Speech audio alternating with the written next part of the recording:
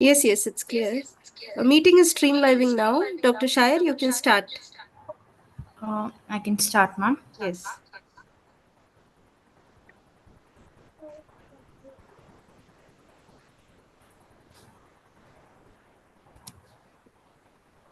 My screen is visible. No? Hello? Yes, it's clear. Yeah. Okay. Assalamu alaikum to everyone. I, Dr. Shaya, being the host and moderator, welcome you all to today's webinar on this beautiful, pleasant Sunday morning. So, the okay, the oral cavity is exposed to so much of insult in the form of high sugar diet that it is bound to be drastic increase in the dental caries and cavitation in the teeth.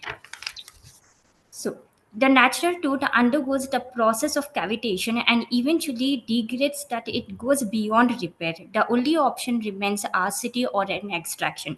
But if we can diagnose it in the early stage, or we can intercept it. Now, coming to the next one is here comes the role of restorative. Okay. The dental caries are formed from the action of caries by Streptococcus mutus infection. Once patient come to us, they need rehabilitation in the form of direct restoration in the oral cavity. Okay, here comes the role of restorative material. Once the caries are excavation is done and the cavity is ready to be restored, restorative material span from old school amalgam to glass ionomers cement and to new age composite. Composites sound easy to be done, but are extremely technique sensitive if you really want to get a perfect bounded restoration. Otherwise, mostly you will see patients coming back with dislodged restorations, also adding it to be and rearrange aesthetic concerns.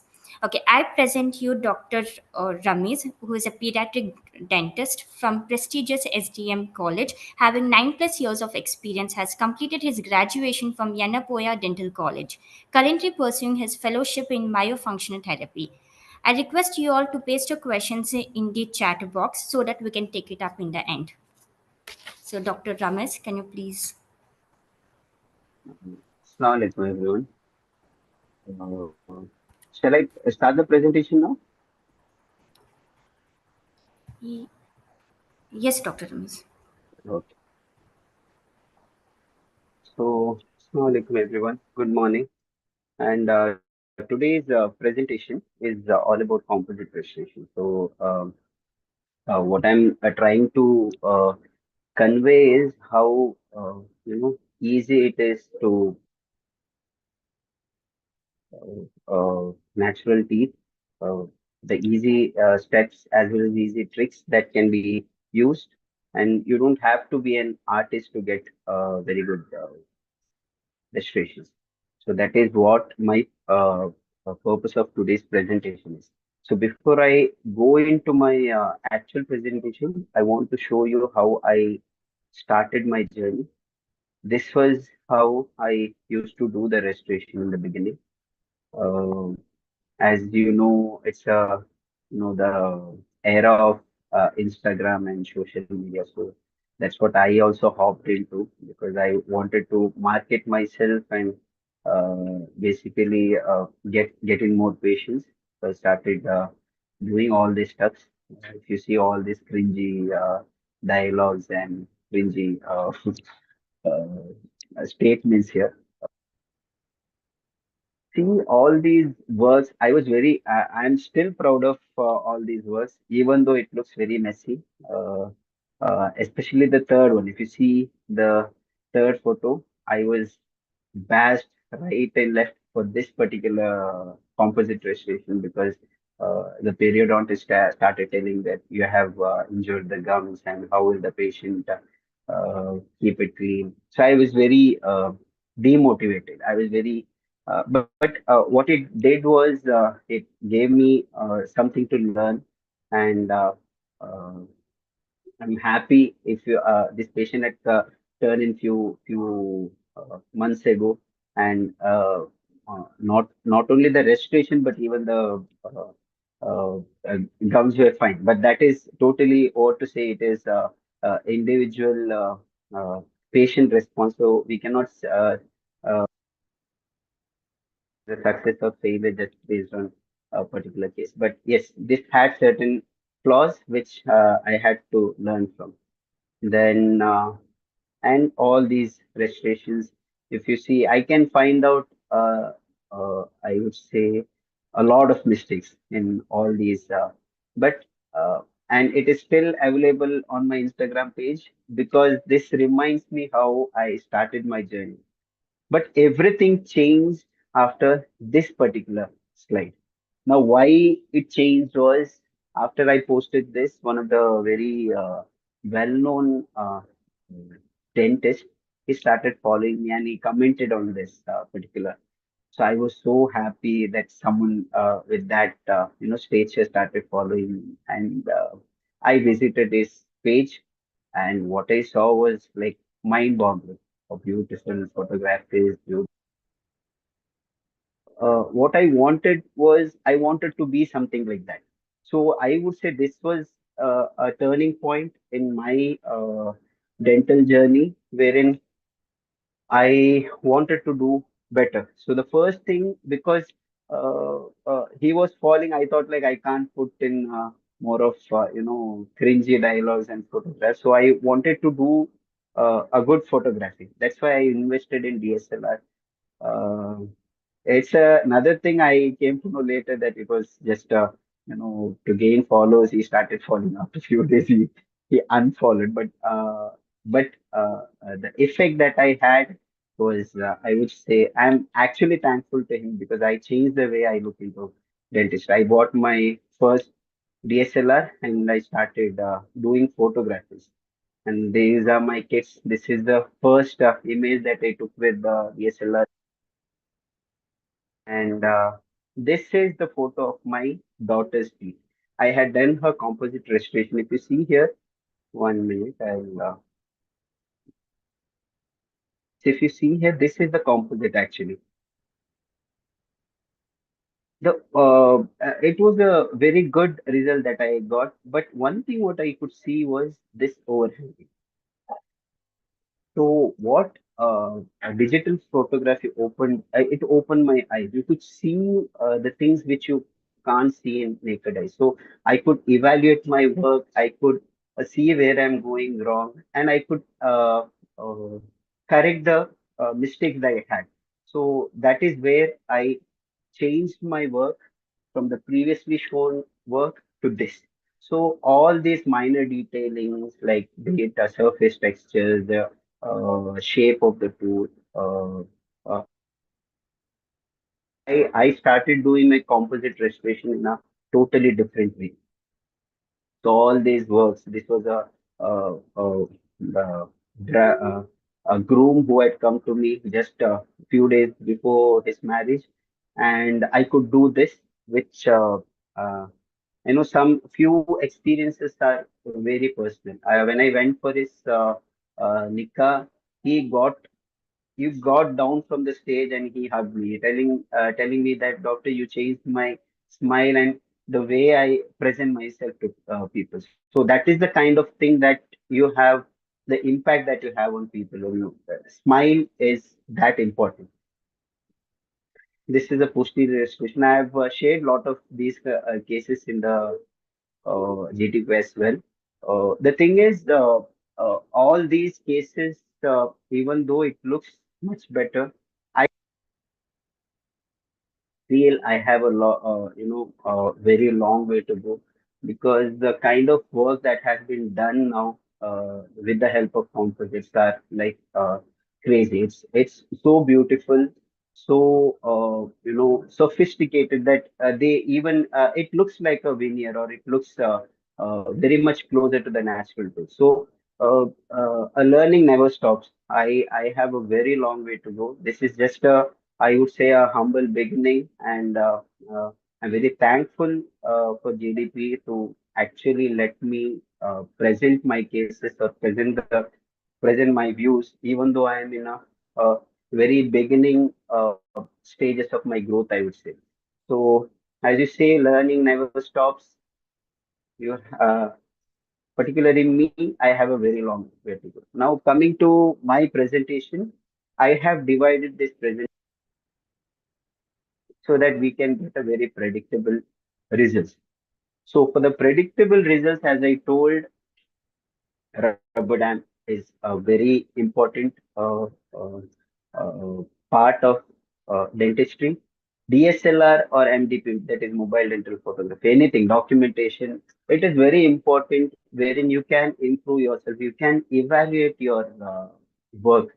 See, no one is perfect. We are not perfect. We can what we can do is we can evaluate our work time to time so that we improve our work. It's not about, see, you put in any work, people will praise you, but the actual happiness comes when you are satisfied with your work. So that happens when you keep on evaluating and keep on improving. Magnification is also a very important part. It helps you to see the things. I have not started using my loops. What I do is I take digital photography, I zoom it and see uh, if any like for the after the treatment, if if I can see any mistakes, I do correct it. I zoom it and see in my laptop or on my cam. Then I correct wherever I have gone wrong. So magnification, if you're like when you're doing your work, you can correct it then and there. So that is the benefit what magnification is. If not, you can use your photography and go back and check where you have gone wrong and correct it accordingly. So all these topics that I've put, I'm not going to cover it everything because it's not possible to cover everything in because the rubber dam itself is huge. A day you can spend a day on that. DS people spend 3 4 days just to learn photography. So it is a huge topic, and all of the be it anatomy, be it the structure, shape, everything is a huge topic by itself. What I'm trying to do in my presentation is to give a brief view and a practical tips where we can, kickstart our journey on of aesthetic restoration. Now coming to the, I'll jump directly to 1 minute. Okay, tooth anatomy. Now, this is a very important slide for the understanding of the restoration. See, if we understand the anatomy and the structure our natural tooth is designed to, then it is easier to replace it. So, having a knowledge will help us replicate it. So in this, if you see, you have all the primary anatomies. That is a major thing that we have to look into because if this goes wrong, everything goes wrong. So the zero, what you see is the it's a basic shape of the tooth. Usually, it doesn't. In case of composite, we don't have to worry so much because I would say, when a person is trying to create something from scratch like crown bridges, crown veneers, for them it is important because creating a silhouette that is a shape, it's very important.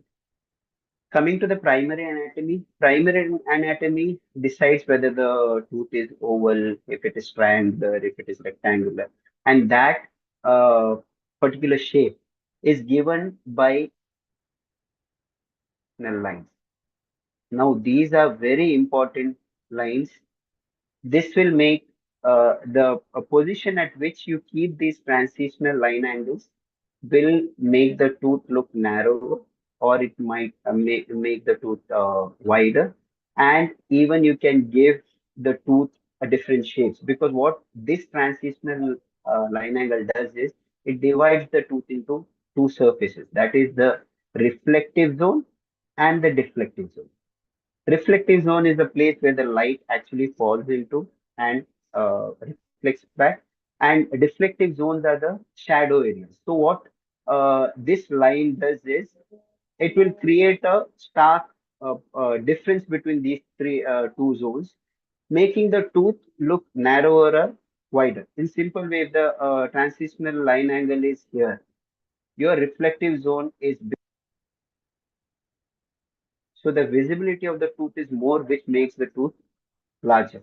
So this particular line angle is a very important thing that we have to learn. Then comes the secondary anatomy, wherein you have the grooves, vertical grooves, and the lobes. Now these divides the tooth into different, wavy surface. Okay, and another thing is you have these imbrication lines. That is a big lines that are horizontal lines that are present on the cervical aspect of the tooth. Then the third. Uh, Then the third area, these are perichimatous.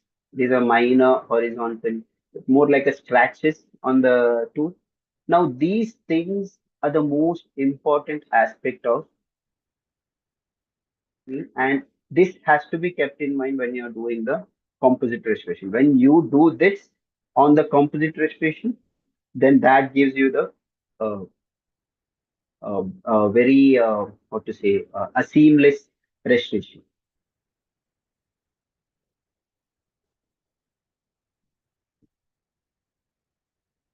As I told, a texture is basically given by the secondary anatomy and the tertiary anatomy. That is, you have these, developmental grooves, as I told. Then you have the cervical convexity on the cervical aspect. Then you have these imbrication lines, horizontal lines. Then you have these perichimatous. Then, as I told, there is a transitional line angles, which will divide it into reflective and deflective zones. And you have these mamelons, which helps in creating this incisal region. Now, coming to the tooth structure, now I'm not going to give a big lecture on the histological features, but there are certain things that we have to know to do a good composite restoration, because we are trying to mimic the tooth anatomy.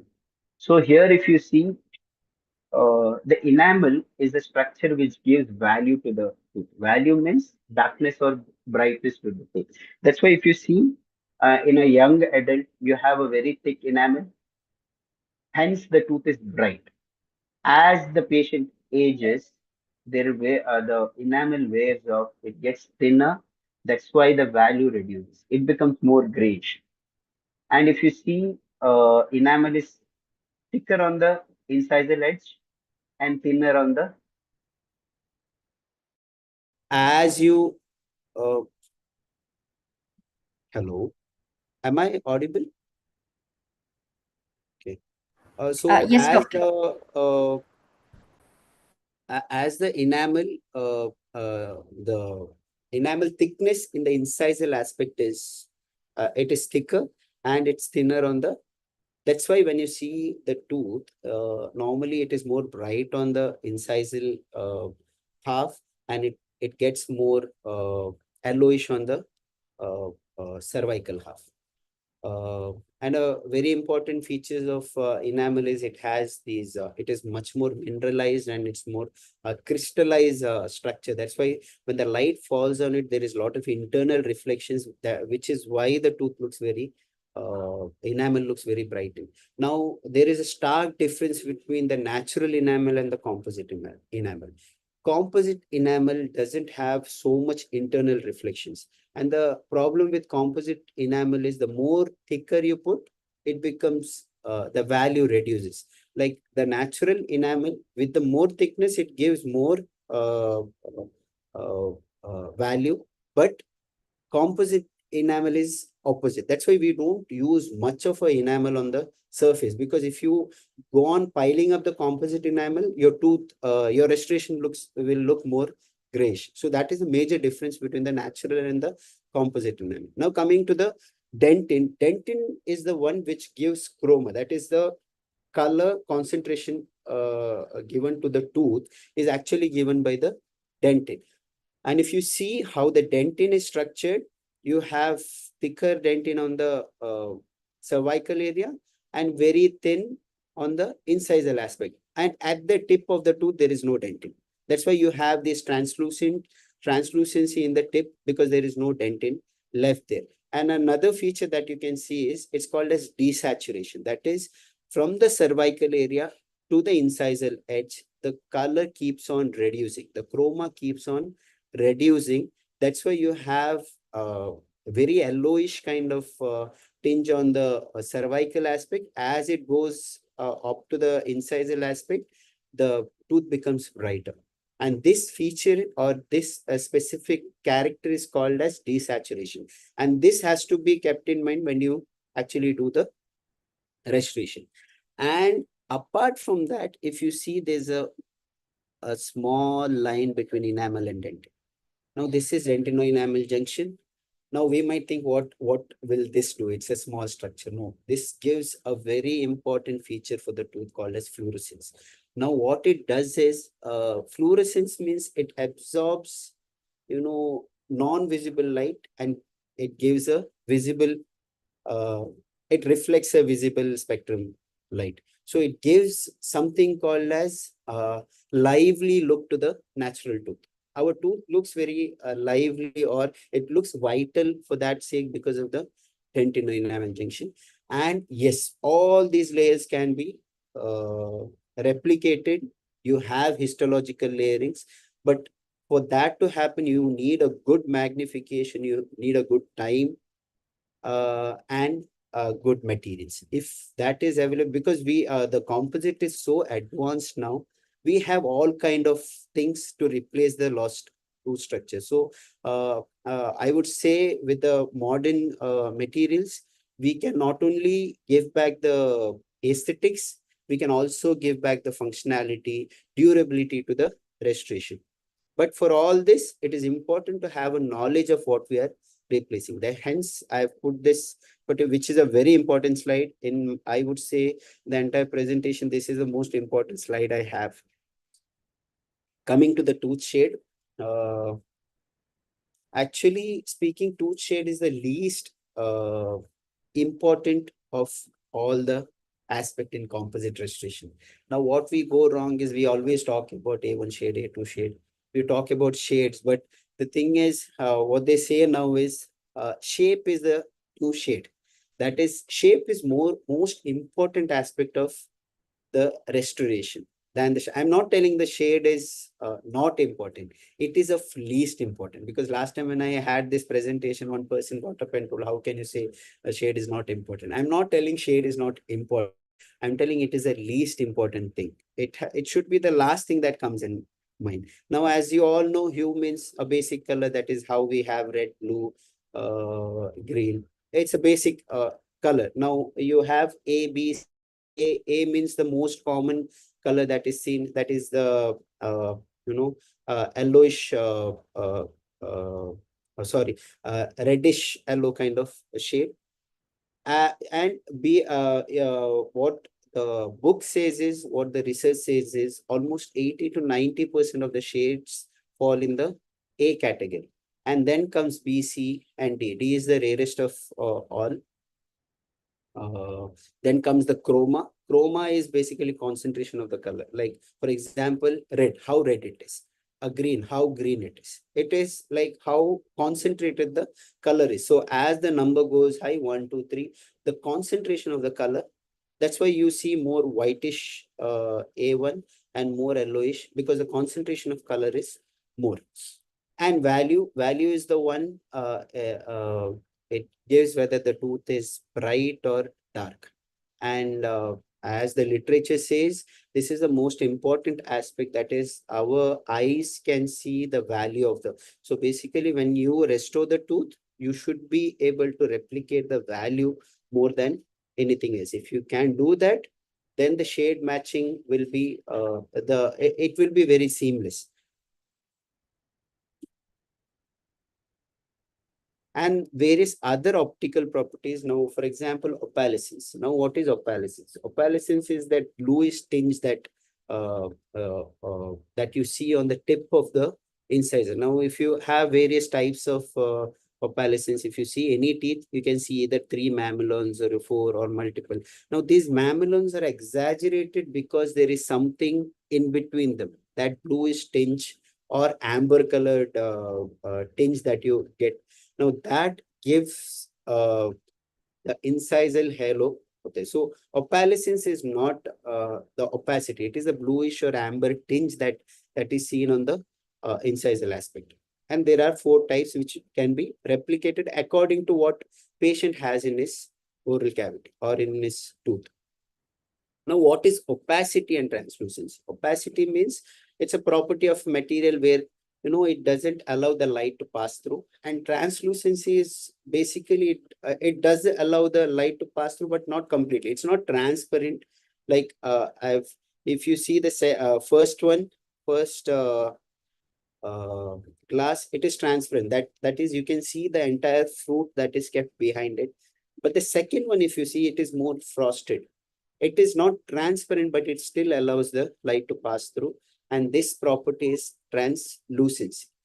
Coming to the opacity, it doesn't allow the light to pass through. That's why you cannot see the thing that is kept behind. Now, these optical properties has to be replicated. And for this, according to these optical properties, we have the composites available in the market. So you select the composite based on, not only based on shades, you're going to select the composite based on the opacity, based on the transparency, based on the translucency, based on the opalescence that it gives. So all these mixture of composites, when you layer it up, it gives you the. So what is basically composite restoration?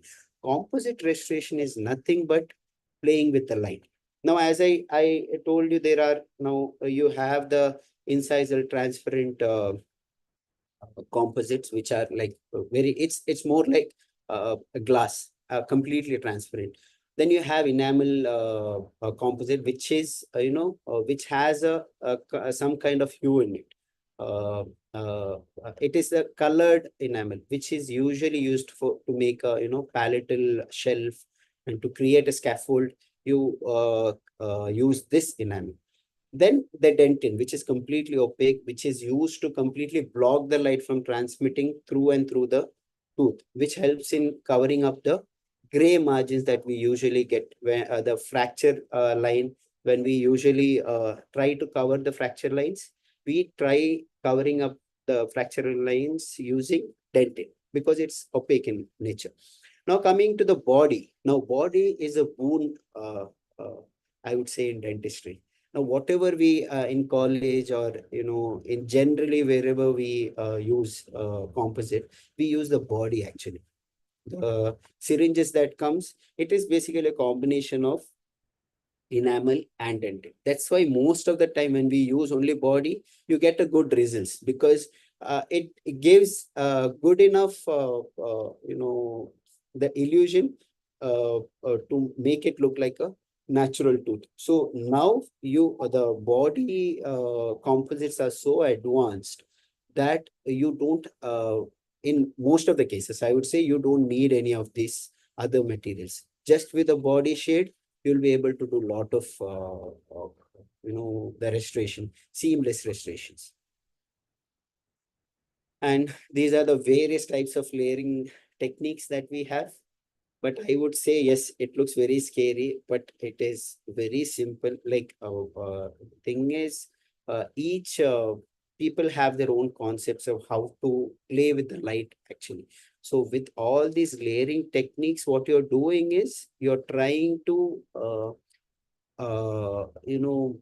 create an illusion by reflecting or deflecting the light. So you're playing around the optical properties of the composite to give a natural resolution. So I'll be showing the simplest technique that I follow. There are a lot of techniques in composite restoration.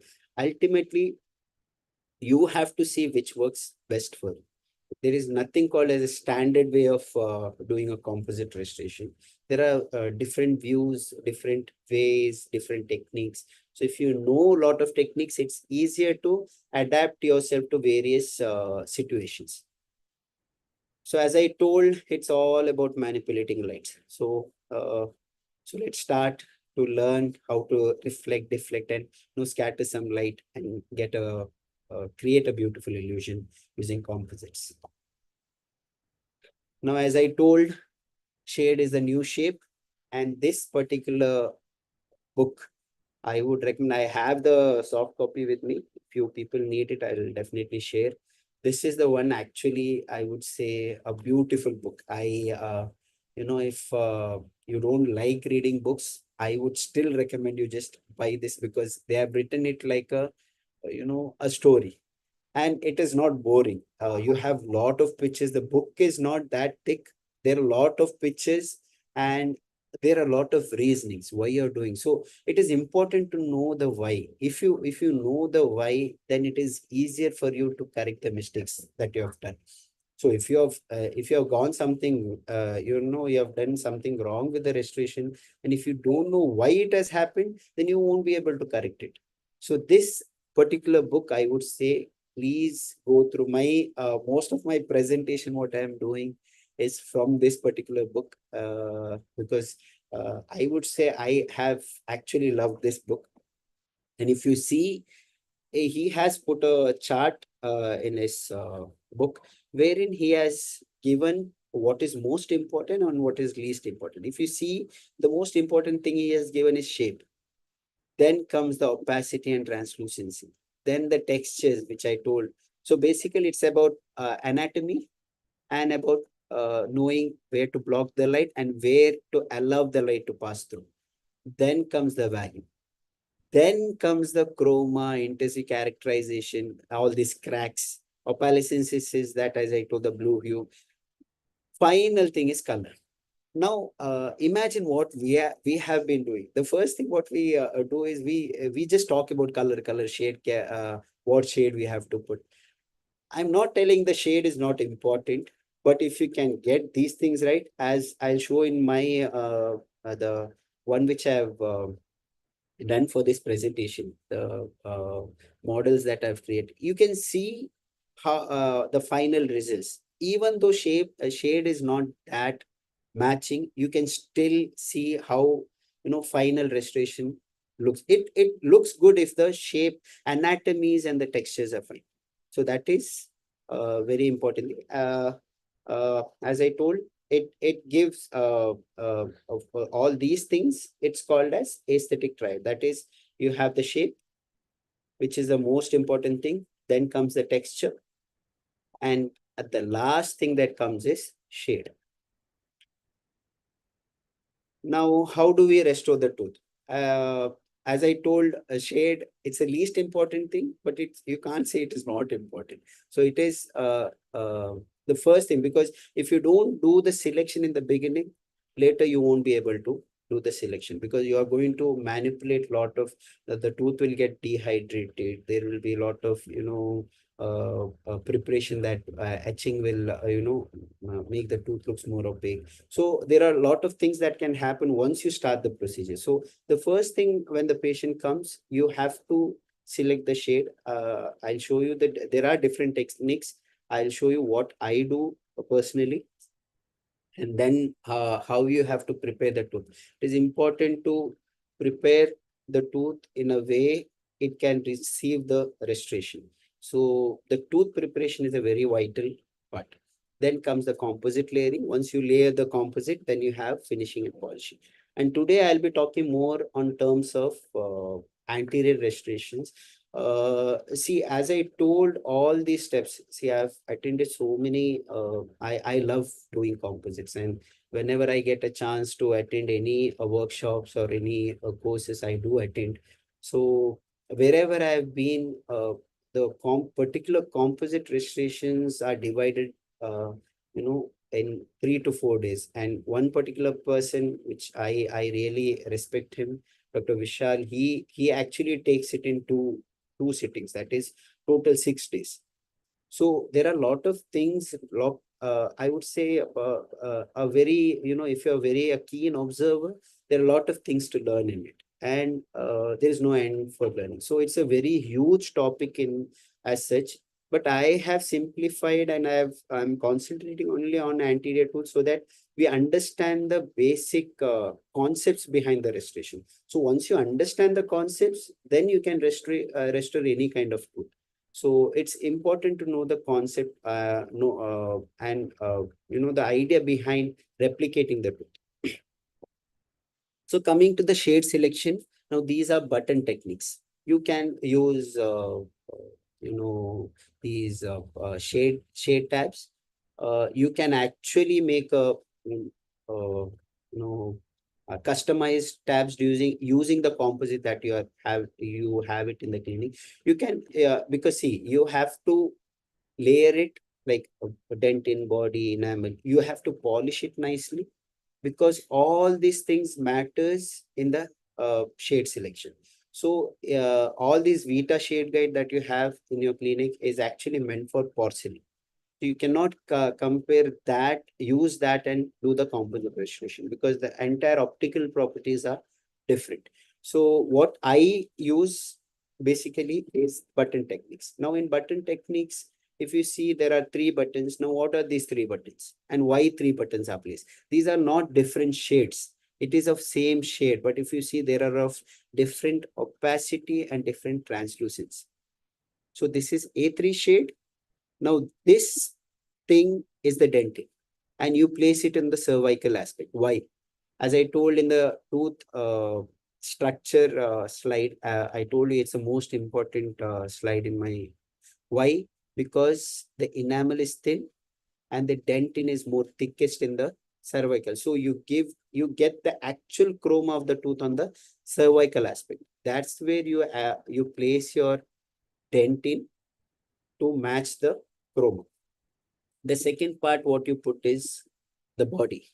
That comes in the middle part. Now, why middle part? There, the thickness of the dentin and the enamel is almost equal, which gives, which is actually the property of a body. So you keep the body in that aspect to give, to get that matching. And on the incisal edge where the enamel is more thicker, you keep the enamel. Now you can place A2 on one side or A3 on one side, whichever shades you are in confusion with, you can take squint your eyes and see which matches the best. This is how generally we do. But if you have the uh, mobile phones, we have all have the mobile phones, or a good DSLR cam, you can take a picture and in the editing part, in the if you check when you edit your photo, if you remove the saturation, you get a gray photo. Now, what does this gray photo signify? When you remove all the colors, you have removed the chroma, you have removed the hue. What remains? Value remains. So what happens is you can check this, that the one button which I have kept on the incisal edge, if it is if it is blending in nicely, then that is the enamel shade that you have to select. So your enamel selection is done by removing the saturation from the photography. Then if you increase the contrast of the photo, what happens is the dentin or the color, actual color becomes more no uh, it's more I would say exaggerated. So you can match dentin using that technique. Uh, uh, a technique which I learned from one of the speaker, which I feel is very effective in selecting the shades when we are confused in how to select it. So it's a small tip that has helped me. Then the second thing, once you select the shade, then you have to do the putty index. So if you are doing it in the patient has come for the consultation and you are recalling the patient, what you can do is you can make an impression. You can create a maxim, and on that you can create a putty index. Or if you're doing on the same day, then you have a direct technique wherein you can actually create a palatal or I would say a temporary palatal shelf on the patients and check for the incisal guidance and the occlusal bite, uh, cure it and take a putty index of that.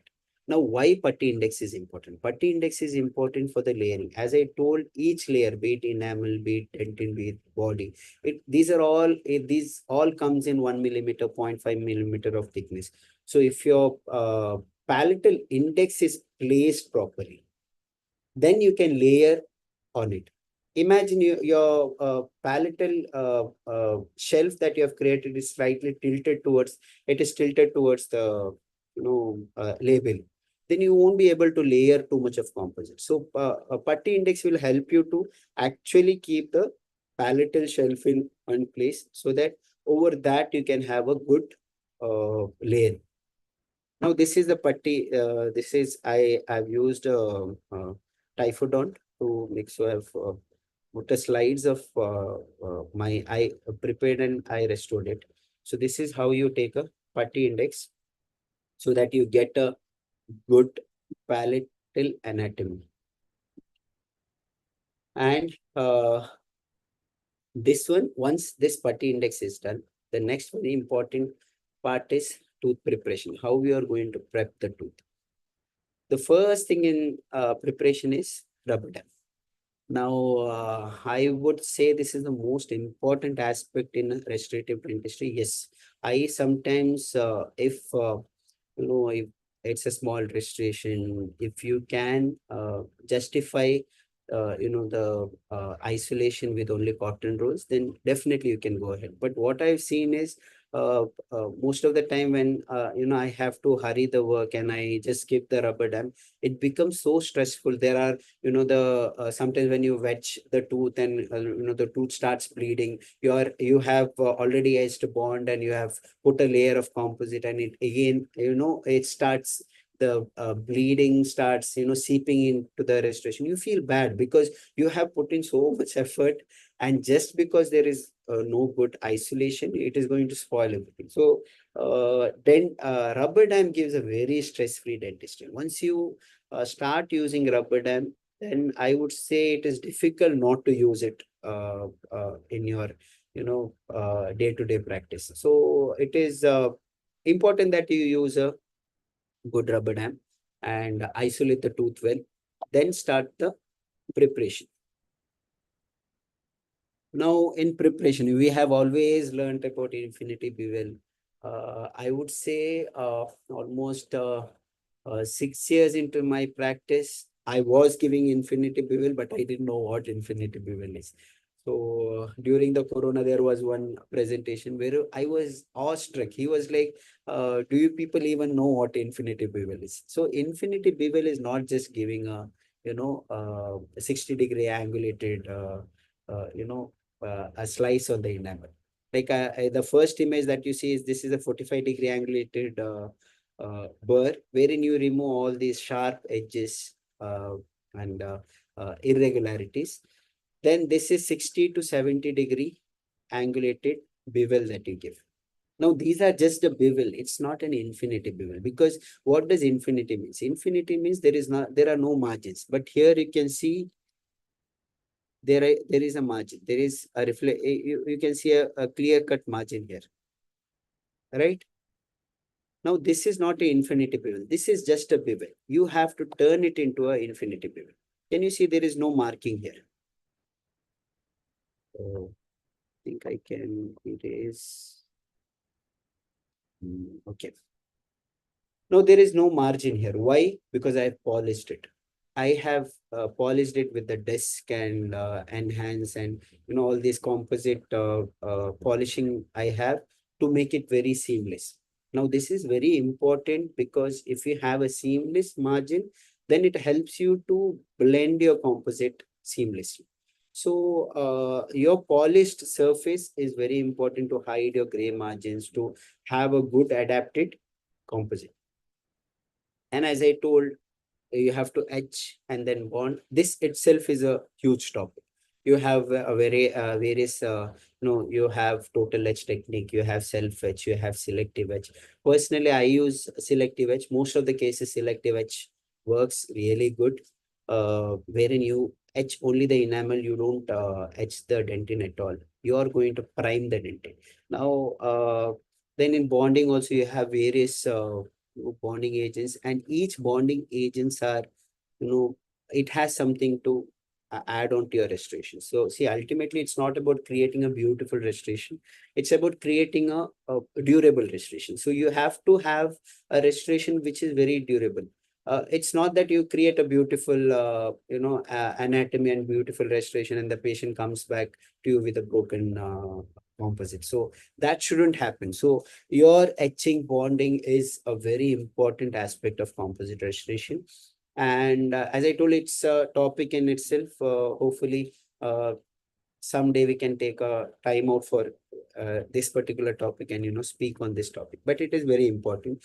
I particularly use universal bond, but you still have the sixth generation bond and fourth generation bonds, which are like gold standards, which are used to basically, which has acidic primer separately. Then you have adhesives. So there is a reason why you use it. So uh, universal bond gives good restoration, but as I told, it should be case selective. You should know where to use what. Now coming to the layering techniques, now these are all the instruments that I use. Now these are Elmart instruments from Style Italiano. Now these are expensive instruments. Each instruments will cost you 5 to 6,000. Now, this is the brush, which is a very important, uh, you know, uh, instrument for composite blending. So you should have a brush. You get cheaper Camlin brush and all, but I would say you can use it for 1 or 2 cases. The more you use, you will leave behind those hairs on your restoration. So it is important that you use a very good brush. Now these are from Tokiyama, which will cost you around 500, 600, but it stays with you for very long.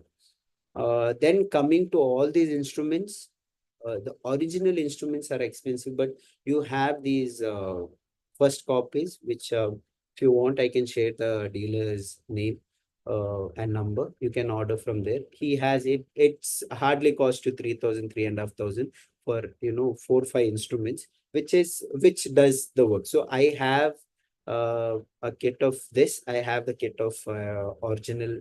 You can feel a difference, but I don't think so it makes much of it. It's like using an iPhone, or it's like how you get used to one particular thing. But shape of the instrument matters. It helps you in creating the anatomies. So I would say if you buy this, the cheaper one, which I had been using it for a very long time, it does a tremendous job. And this particular instrument, that is Optra Sculpt, you might have seen this. Initially, when the a rep had come to me and told, sir, yeah, buy kar lo, acha hai. I was like, why should I buy this? I can use my cloud finger to tap onto the composite and just smoothen it out. He was like, he didn't, he just smiled. But as the, time went, I invested in this instrument. And what I realized is actually acts like my extended finger. It makes the work very smooth. It's easier to, compact the material, smoothen the composite. So this is very important instrument. If you can go for, well, it will cost you around 6 to 7,000, I guess.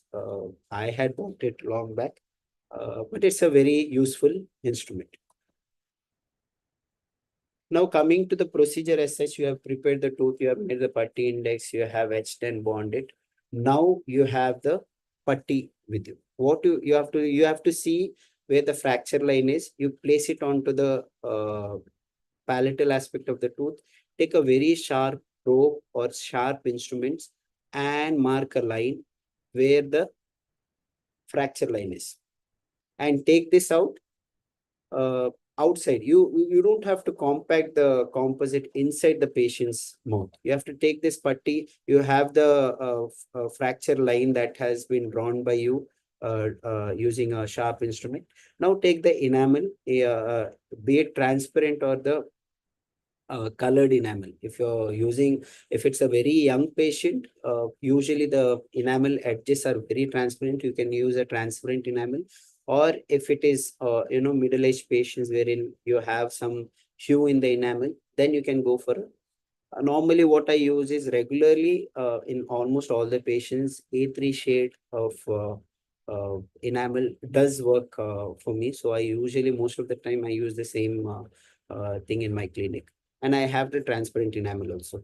So I place the enamel in a very thin layer. That it should be so thin that your putty should be visible through the enamel. You're not putting a thick layer. You're just creating a shell, palatal shell there. You're not trying to create a layer. So you place this, then place the putty back into the patient's mouth. Take your brush and just, adapt the enamel onto the tooth. On this margin, you just adapt onto the tooth so that it stick to your uh, uh, tooth. Then cure it. Once you cure it, you get this kind of uh, how to-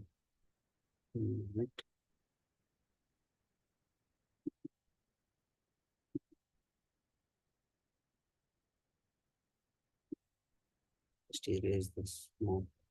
Okay.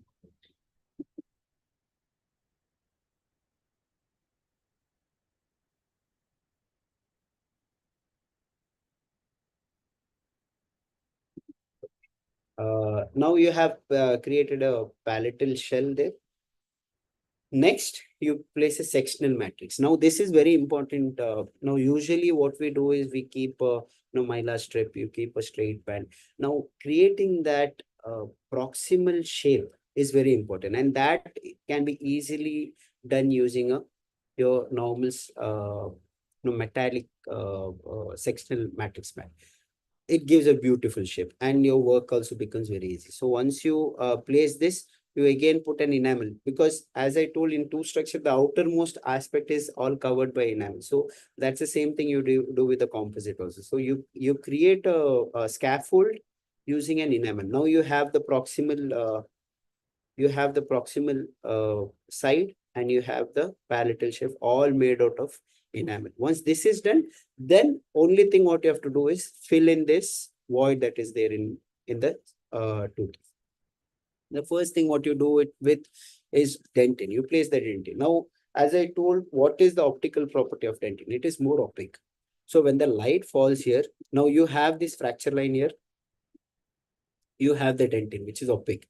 When the light falls here, what happens? It doesn't allow the light to pass through. So you are basically covering the grayish line. Now, normally what people ask is how to hide the gray lines. Gray lines is basically you're not allowing the light to pass through. If you don't allow the light to pass through, it will reflect back. So it will look bright. It won't look gray. Why does it look gray? Because our oral cavity, if you see the back aspect, it is dark. If the light directly pass through your tooth, definitely it will look dark because our oral cavity is dark. So what is the thing that we can do? We have to block the light. So you have to block the light on this aspect. So you are using dentin. And the very important aspect here, how we use dentin is it should be placed in a wedge manner. That is, if this is the tooth, okay, this is the palatal shelf we created. Now the dentin that we put it like this. That is, it is thicker on the cervical aspect. As it goes to the incisal edge, it should get thinner. So you are making a wedge shaped uh, layer of dentin. And another important thing is, because you have to create desaturation. That is, if your shade is A3, you put a slightly darker dentin on the uh, base layer. So it gives a darker, shade, and gives that kind of desaturation. On this, you can add on a A2 dentin. So what happens is when the light falls, it gives an illusion that there is a desaturation. That is the darker shade of dentin, then it becomes lighter. So once you do this layering, that is you put a darker dentin, then you put a, then next layer that you put is body. Now body is not available in all that. 3M has body shades. You don't have a body shade in the Ivoclar. Ivoclar or other companies usually don't keep this. It's from the like the name called body is usually when I speak in terms of, because uh, uh, this 3M company usually talks in terms of body, that is they promote that more. uh, in Ivoclar, they talk in terms of dentin and enamel. So what I do is the third layer which I put is usually body, because it's, as I told, it's a boon to us. It has that combination of translucency and opacity, and with that I create the mamelons. Now you can create the mamelons using dentin. It's totally up to you. As I told, as you know become more experienced, you know how to manipulate the composite and manipulate the composite to get the desired results. So it's totally up to you. I use the body to create these mamelons. Now this, if you remember from now, I said this is type 1 opalescence that I created. Once I create this, then you have something called as transopal. Now you have something called as transopal. Uh, Now transopal is a bluish kind of composite. It's a very light blue and a transparent composite. Now that you put it on the incisal aspect. So now when you put that blue or like transopal on the incisal edge, what it does is it will exaggerate the anatomy, the mamelons that you have given. So it gives the that halo of the tooth. So it is in so next layer which I put is transopal. If you don't have a transopal, what you are going to do? You can use a tint. You get these blue tints. You can see, it's very important to know that little is also more. You don't have to put lot of colors to, but then it looks very fake. It should be so light. It should be like it's just there. It shouldn't be exaggerated. Blue shouldn't look through the tooth. So it's a very minor tinge that you apply on this aspect, and over that you put a flowable. You put a flowable, or you can put a transparent enamel if you have, so that you exaggerate this aspect. Once that is done, then the final layer is with the enamel. As I told, enamel, it gives value to the tooth. You are not supposed to layer, just because, as I told, the natural enamel, the more thicker it is, the more brighter it looks. But with the composite, what it does is the more layer you do, it looks more grayish. So it actually reduces the value of the tooth. So if you want a grayish tooth, you can add more layer. But ideally, you have to apply 0.5 millimeter of, and for that particular, if when I say 0.5, you might be thinking how we do it. You have the instrument for that. You have something called as fissura. Uh, uh, I think fissura. I'll just cross check. I'm not think it's fissura. So no, it's Mishura. Sorry, it's not fissura, it's Mishura. So you have this thin instrument which has the marking. You can remove the whatever body that you have made by a precise 0.5 millimeter, and add a layer of enamel on that. And blend it nicely. As I told, infinity bevel. What does infinity bevel do? Infinity bevel is where you actually extend your enamel onto that infinity bevel. When the light falls, you won't have that. If you stick onto one, particular, a margin, then you can see the line. But what if you blend the composite onto the tooth? The light will, because The very important aspect is refractive index. Refractive index, I hope you know from the physics class that when a light passes from one medium to another, it deflects. Light has that property. So that is why when you, put uh, what to say, a spoon in the beaker, the spoon looks deviated. Though it is straight, it will look like the spoon is bent. But if you can match the, if you can get the refractive index to 1, then when the light passes from one medium to another medium, it doesn't deflect. That's when there won't be any changes. That as in this spoon that is kept, if you can get the refractive index of that liquid onto 1, then the light won't deflect, then you won't see any changes in the light. Same way, when the light falls, our composite has a different refractive index, our enamel has a different refractive index. The light that refracts here is different, refracts here is different. So you can see a two drastic difference between the material. But if you blend it on top of each other, what happens? When the light falls, it gives a illusion of, it doesn't refract so much that you can see differentiate two materials. That's why enamel is important, that you blend it onto the infinity bevel. So once this is done, next comes the polishing. What you do with the polishing is, see, as I told, you have to correct your line angles.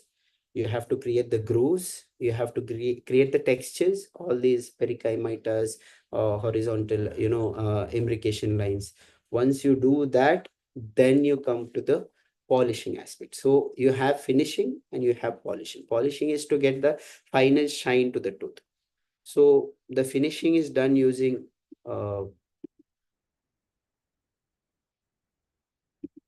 the discs, or you have various discs. You can use the burr with the holder, and use a micromotor to get all these textures. Then you have, these are enhance these are polishing tools, basically helps in removing all the burr scratches. Then you have the diamond wheels. You have ASAP, you have from Ivoclar, you have these diet twist. So you have you have from 3M, you have diamond wheels. So whichever is suitable for you, those are polishing. This is coarse, gives a polishing. This is for the fine finish. So once you're done with the fine finish, then you can use a buff, like how we polish our acrylics. It's the same thing. You use a buff with a very fine aluminum oxides, and you just polish it to get a very final shine to it. So this is how you this is the steps that you get into. Now, as I told you, first concentrate on the finishing, that is by creating a proper line angle. If you see, the mesial line angle is very smooth, but the distal line angle is all wavy. It might look a very minor thing, but it does, because it plays around. You're basically playing around with the light. So if you create these line angles in a smooth way and recreate this line angle, then these two teeth will look very similar. So it is important that you correct this line angle into a smooth, and that you can do it using the disc. You're not, see, all the finishing part should be very minor thing. You are finishing the compositing using brush, using the instruments that you have. Once you cure, the final modification should be very little. You have to concentrate more on finishing and polishing. The time on finishing and polishing should be less compared to the layering. So layering, if you do it properly, these works will be very minor. Another important thing is this line angle. That is, you have a incisal line angle. There is a you know a 70-degree bend on the incisal edge. If you see all these young tooth, if you take a photograph and zoom and see, you can see a very I'll see if it's there in my slide. I'll definitely show you. But you can see a very opaque line on the inside edge. That is, this edge will have a opaque line. Now, as I told, in the tooth structure, there is no dent in there. There is only enamel, and enamel is not opaque. Then why that white line? That it's mind boggling how the nature is. It is it is the bevel that is there on the incisal edge. It is beveled in such a way that it acts like a mirror. That is, your incisal edge is basically reflecting the overlying dentin. That's why it looks white in the tip of the tooth. It is not the dentin, it's the enamel, acting like a mirror. And that we can replicate it while layering, uh, uh, by keeping a small dent in there, a very hairline dentin on the tip of the incisal edge. You can recreate it. Or if you are really good in polishing, then you can give a bevel in such a way that it gives that it mimics the. But yes, I am also trying to experiment on that. There are, as I told, there are a lot of things that you can improve with your restoration, and it's learning is never ending. Okay, now this is creating the line angles. Once you do that, the next thing what you do is you make this part that is divided into two, and you create a small concavity in this aspect. Now, why concavity? I'll show you in the next slide. When you see occlusally, this part of the tooth is actually a saucer shaped. It is very slightly dipping. Okay. And once you create that concavity, then you create the lobes. How do you create lobes? You create lobes just by making a longitudinal sulcus on the center of the. Now you create a sulcus here, you create a sulcus here, then you automatically create a lobe here, here, and here. So you are creating three lobes by making two longitudinal grooves. Once this is done, then you take up, as I told, those finishing burr, red burrs in the burr holder, slowly running micromotor, and run it horizontally to create a minor horizontal lines. Once this is done, your finishing is done, then comes the polishing.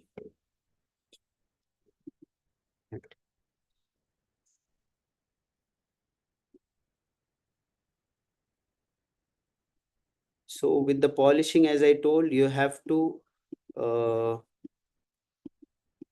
have created a lot of markings here. I thought of showing it so that it makes it easier to visualize.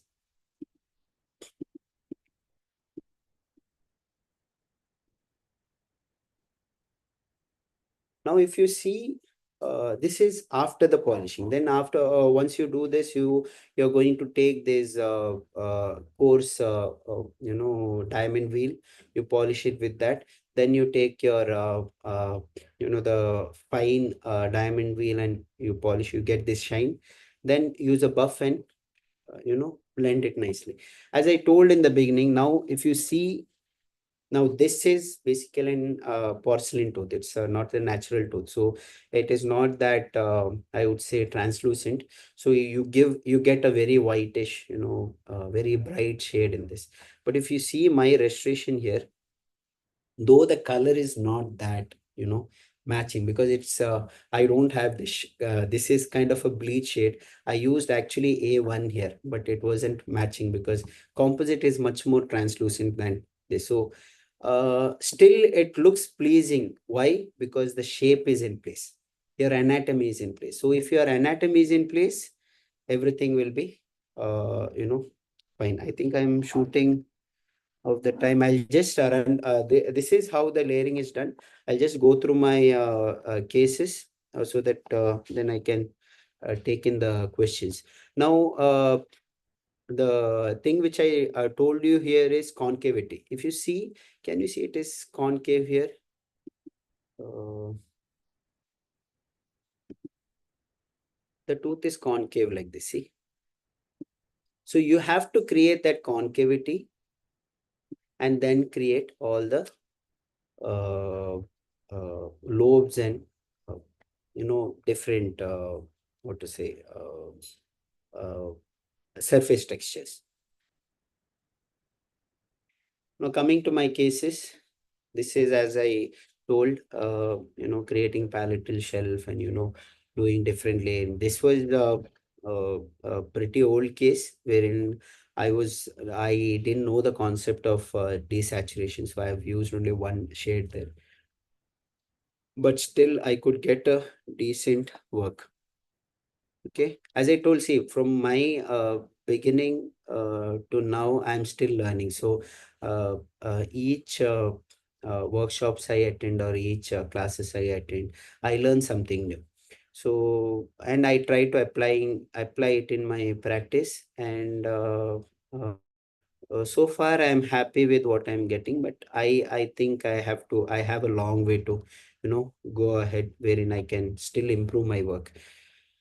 This is a second case. I still remember this case because this particular lady came for zirconia crowns, and being very conservative about, I am very I would say uh, stingy when it comes to tooth preparation. I don't like to cut a lot of tooth, so I was like, I'll try and save, put composite on this. Then what I told her is, in long term, because another thing is, she wanted, there was some issue there, so she wanted the faster makeover. So the labs also, which I am very particular, I am very selective about the labs which I send also. So the particular lab which I had to send would take much more time. So what I told is, I'll give you a composite restoration, then come back after that. I'll if you want, I'll do a Emax or zirconia crowns.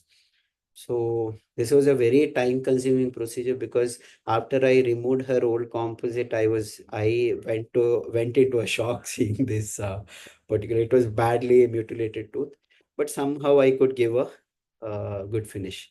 This patient had come back. I had because it was late night when I finished, so I had asked her to come back for a polishing again, because usually after 48 hours I call back the patient, because the tooth will be hydrated, the composite will be hydrated, the shade matching will be much better, and the polishing also it gives, because the composite will be much matured.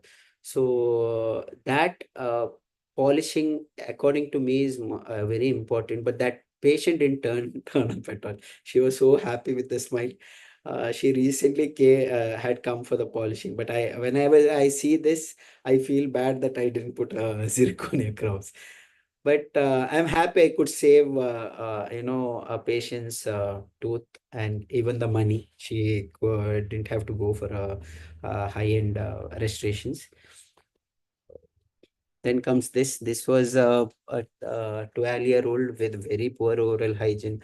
I sent him back twice, telling, you have to, because I cleaned the tooth, and I told that to restore the teeth, I need a good hygiene, because there's no point in putting a composite restoration and having such a high caries index. If you have this, if the hygiene is poor, your composite is bound to fail. There is bound to have a secondary caries. So uh, somehow after 2 or 3 scalings and repeated hygiene instruction, it was not a good maintenance, but it was still fine. And as I told, rubber dam is very important in such cases, wherein even slip of your finger can start, your gums can start bleeding. So if you have a good rubber dam isolation, the leakage won't be there, and you can it's like how a artist works on his canvas.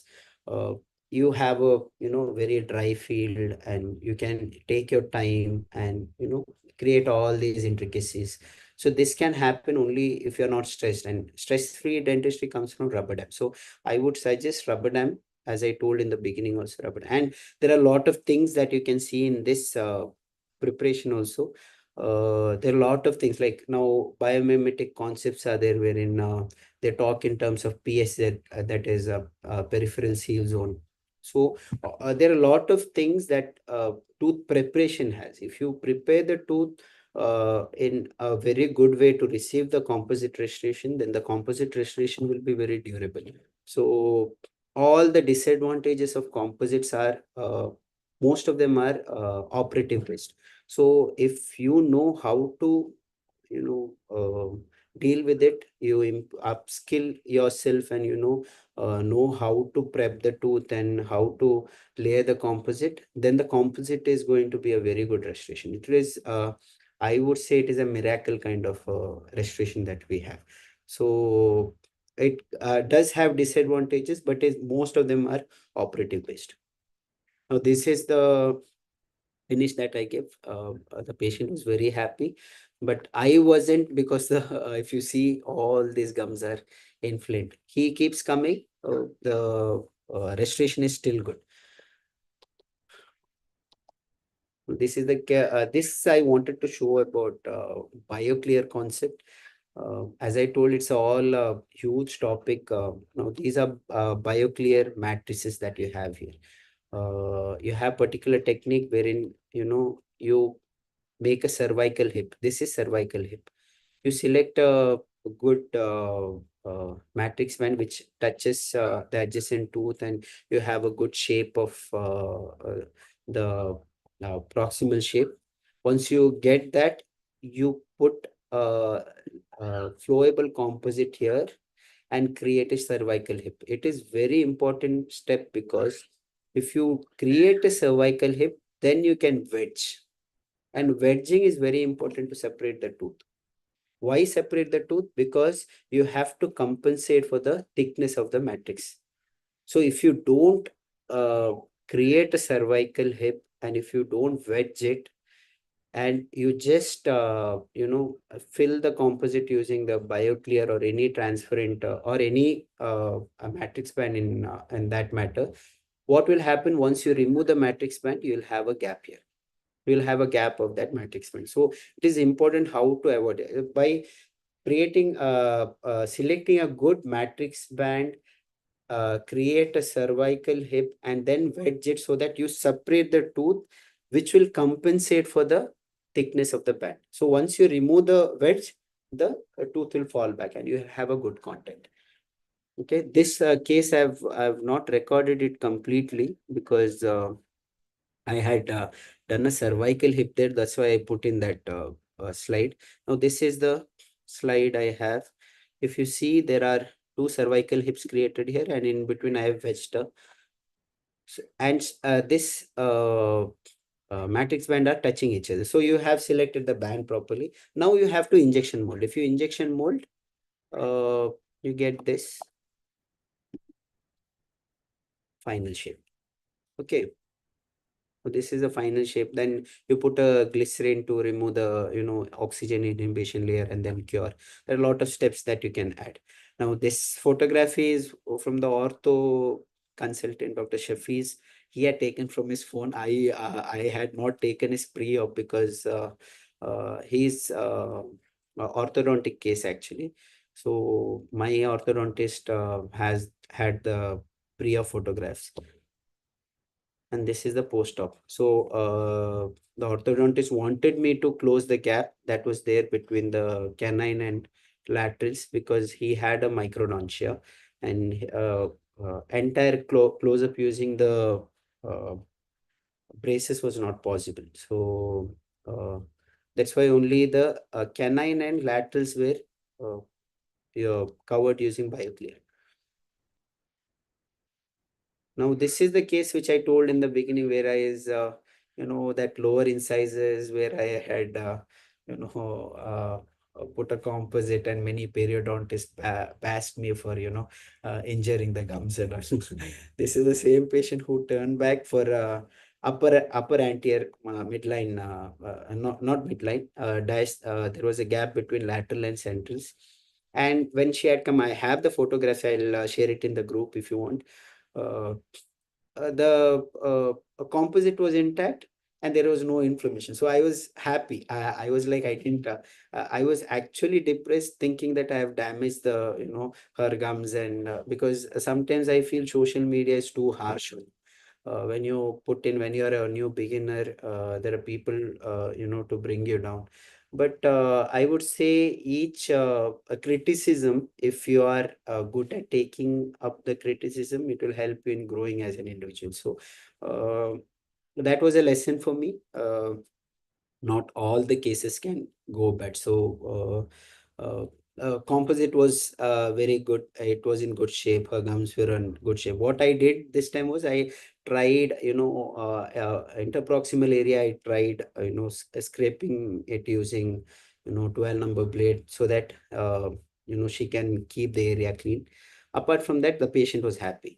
And this was actually my first BioClear experience, because uh, I was skeptical about how the shade matching will be, because it's a single, you are just injecting a body shade into the uh, tooth with just a, mylas, there's a transparent BioClear matrices. So I was very skeptic about BioClear in the beginning. This is my first case because I was helpless. This patient came from Calicut just for the composite restoration, and that day some issue in my building, wherein there was no electrical supply. I couldn't send the patient back, so uh, I isolated with the rubber dam, used with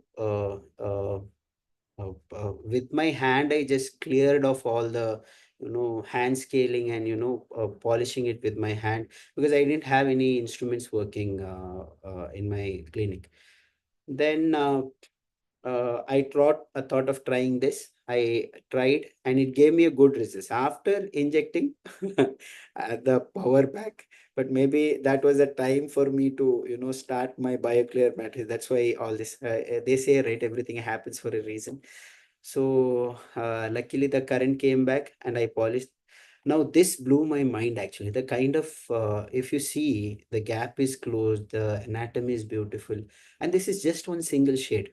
It's just a body there. So this changed my perspective about BioClear. So now when it comes to midline diastemas and all, I do BioClear because it's easier. It makes your work very fast, and you get a pretty good results. That is about BioClear. This is, a boon of being a pediatric dentist. Yeah, I applied the same thing because none of the crowns would stay here, and this is one of my periodontist uh, uh, a consultant, her dad. So she was like, you try save this. So what I thought was, I'll try with the strip crowns, because strip crown is also, ultimately, it's a transparent. So I tried that, did some amount of, gingival lifting, and I put a strip crown. And to add my personal touch, I just put a small, using a 12 number blade, I scratched the surface to give that characterization, which I told uh, in that composite list of things that you have to do. So this is one of the characterization. And patient was happy, my consultant was happy. It is still, two years down the line, alhamdulillah, it is still, intact. This is same layering technique. Patient came from Kerala. This patient had not gone to, he chipped off his tooth when he was playing, and he didn't go to school for almost 7 days. He's like, I cannot smile, won't go to school. So see the difference that we get. The photo which I have put, I have not hidden his eyes or anything here. The reason I wanted to show this photo was the kind of smile change that, the first smile, it was a forced smile. The second smile, if you see, it changes the entire perspective of the all this, creating the mamelons, and, the textures. If you see, there is some yellowishness. Now this yellowishness is because the tooth is dehydrated. So once the tooth hydrates, you get a better blending. But still, if you see, freshly taken photo, even though there is slight mismatch of color, still it looks good because of the shape. So as I told, shape is the new shade. Shape, you have to know how to create a good shape. And this is the final case which I'm going to present. This patient had again traveled from Dubai to get this, and poor girl, she is just a 12 years old. So if you see all this, I had to go for a root canal of this particular tooth, uh, get the root canal done, and I did just composite restoration.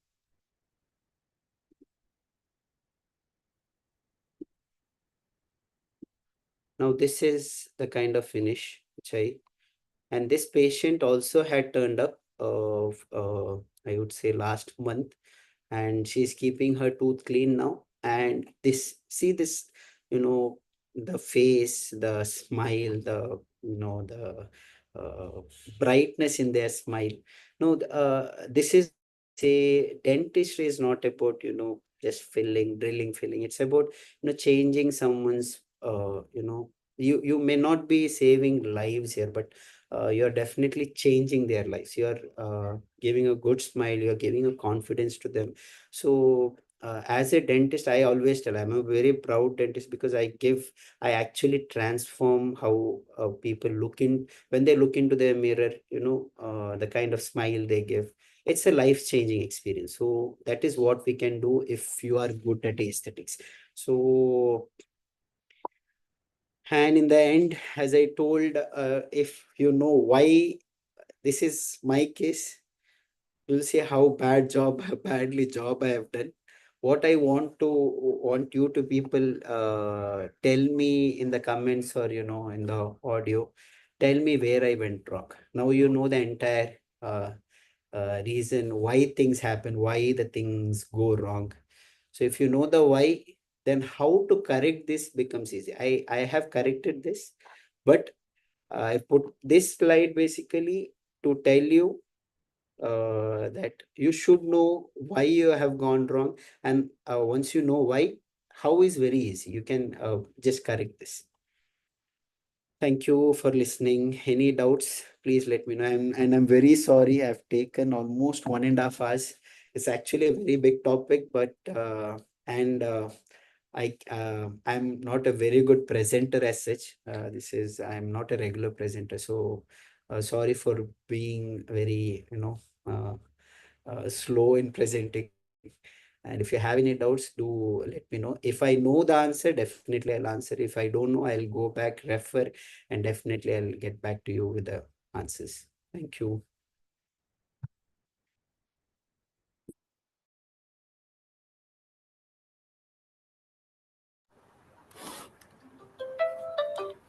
Okay, thank you, Dr. Ramesh. I think we have two questions which is pasted over the chat. The first one is when to give and which is the best method to give protective lining under composite.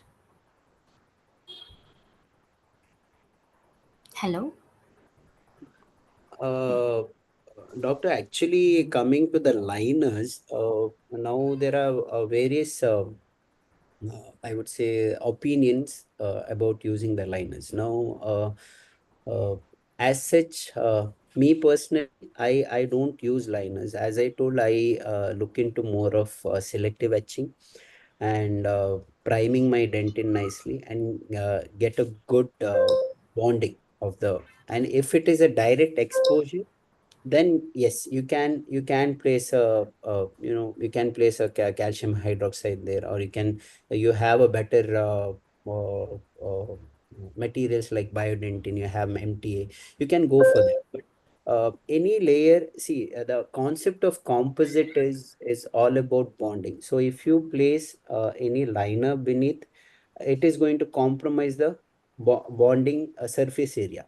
So most of them, I won't say putting a liner is uh, uh, it's not required as such. You can do the lining, but personally, when it comes to me, initially I used to when it is deeper, and if your RDT, that is dentin thickness is less, then I used to use a light cured GIC before. You get these light cured liners, but it should be resin, so that it sets fast and you can etch that GIC. You can etch and bond that GIC. So I used to use that, but once I got the confidence of not using those, because I put rubber dam, I make sure there is no contamination, and I don't etch my dentin. So if you don't etch, there is no irritation. If you can get a good seal using your resin bond, and you know, with a resin concept of biomimetic dentistry, you have something called as resin coating. Resin coating is you prime the dentin, you put the adhesives over that, and you put a very thin layer of flowable composite. You put a very thin layer of flowable composite, and you leave it for decoupling. That is, you leave it for some time so that the bond between the dentin and the that thin layer of composite matures. It can be from 5 minutes to 24 hours. It can be, you can leave it for 24 hours also, so that the maturity of that hybrid layer is more. Then over that you start layering. So the concept of lining has lot of opinions. Many people are for the liners, many people are like it will compromise with the bonding of the composite, so they don't do it. So I see, if it is like, if it is a frank exposure wherein there is a pulp is seen, and it's not a hyperemic pulp wherein I can control the bleeding, and if I can put a MT or biodentin over that, it is well and good. Otherwise, if I have a remaining dent in there, then I don't put a liner. I This is my personal like what I follow. Maybe any other experts who can add on to my points. Hope the doubts is cleared. Okay, you have the next question. The composite in Sjogren's syndrome patient. Uh, your Okay. view on it? Sjogren syndrome. Now, the I would say, but the caries activity will be, because there is a reduction in saliva in such cases. Apart from that, if you can, make sure there is no much of a uh, you know caries, then I think it is fine. About the tooth structure, I'm not very sure how, if it is hypo, your I need to look into that, the histological aspect of the tooth in Sjogren syndrome, because if it is much more like a fluorosed tooth, then I would say the bonding will be compromised. But the best part of composite is, even if it fails, it is always that composite fails. You're not failing the tooth structure. In case of this crown cutting and all, you're as I told in the beginning, I'm very conservative Aggrandizement about technique. preparing the tooth. So if the composite fails, it's only the composite that is failing. You still have other options too. So composite is still, I would say, a very good option. Okay, the next one is, so which is the best anterior composite kit for beginners? Composite, mm, uh, see, there are a lot of brands. Each brand has its own benefits. Now, in my clinic, I have 3M, I have Ivoclar, I have Dentsply. I used to use Tokiyama, but it is kind of advanced kind of composite.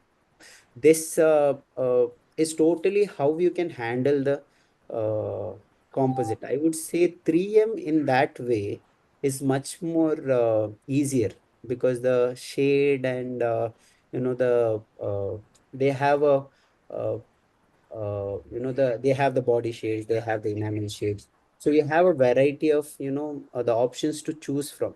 But coming to the Ivoclar also has a very good, it's easier to manipulate, but ultimately it is how all the most of the composites in the market are really good, so you can see which suits you.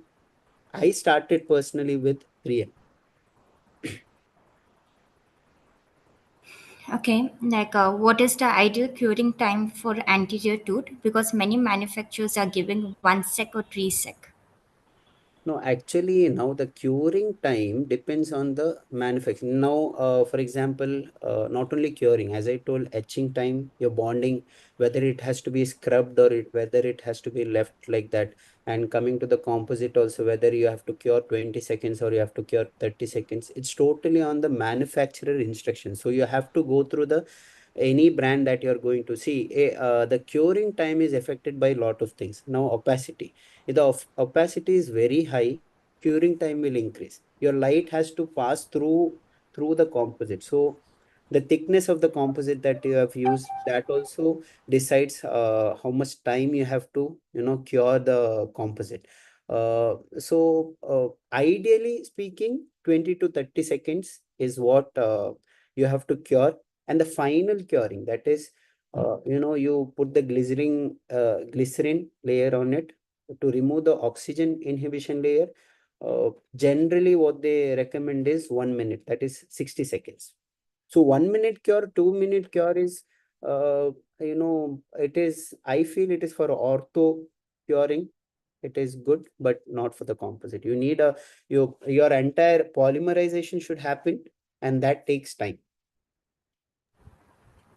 Okay, the next one is when enamel is deficient on the tooth structure, what technique do you recommend? When enamel. When enamel is deficient on the tooth structure, what technique do you recommend? No, in such case, as I told, we use selective etching. That is, whatever enamel, be it if you have the enamel on the the on the cervical margin areas, then even that enamel can help in bonding. The dentin bonding is purely on your priming and adhesives. So you etch whatever enamel is there. Rest of the dentin you just as I told, the bonding aspect. Uh, this sixth generation bond, when you have an acidic primer and you have an adhesive. Now, acidic primer helps in priming the dentin as well as it helps in getting a good hybrid layer. And over that, if you add an adhesive, the bond strength is actually very good. So in such cases, I would say when the dentin exposure is more, go for selective etching and bonding. And coming to the bonding also, I would stick on to the gold standard bond, wherein it gives a very good bond strength. Okay, any recommendations to overcome sensitivity post restoration? Yes, this is a very good topic. As I told, now why the sensitivity happens also is a very important thing that we have to understand. Now the thing is when we etch, now in total etch, what we do is we etch the entire tooth. We etch the dentin also. Now, how to explain it? Is the presenter view is still there? Yes, sir. Yes, doctor, you can present. I'll just draw. Okay,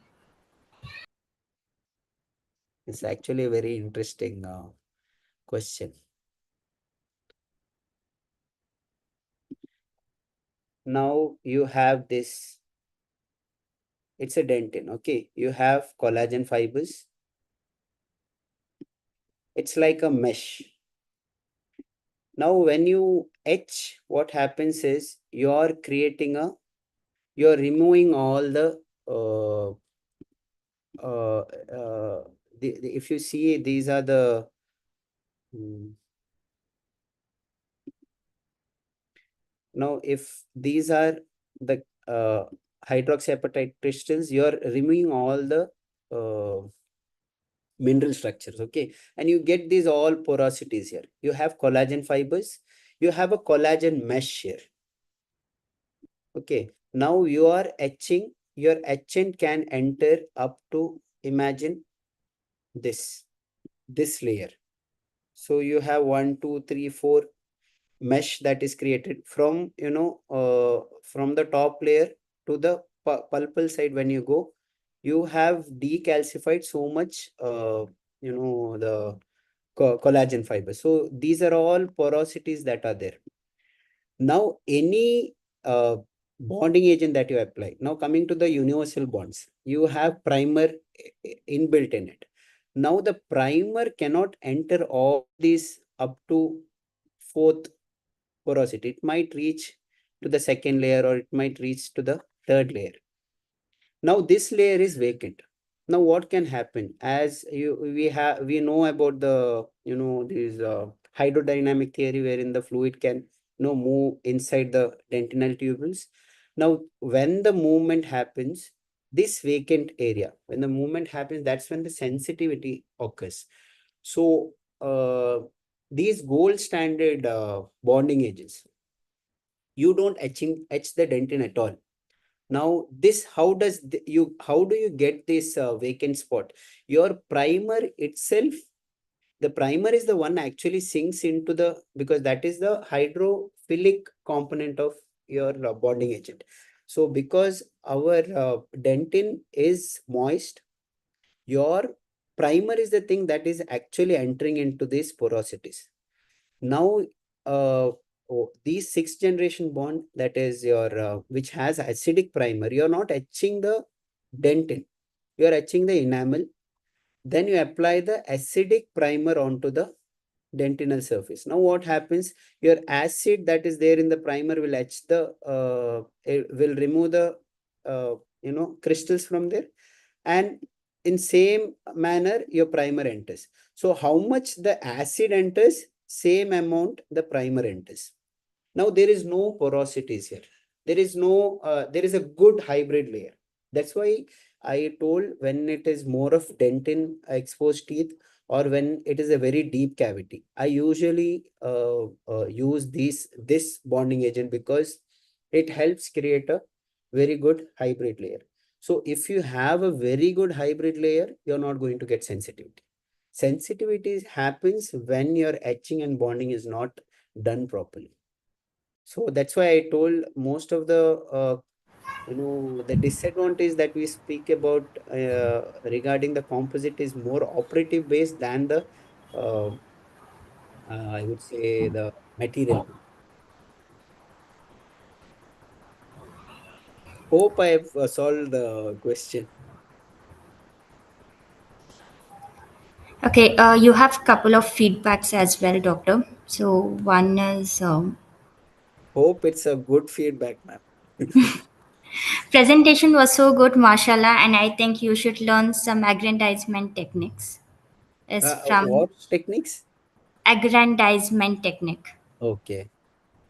Okay, and the next feedback is excellent presentation, Dr. Rameez. We need a workshop from your side. Sure.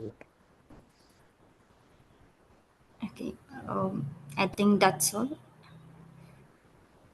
Okay, there is one question. While applying the bounding multiple times, reduce the intensity of the sensitivity.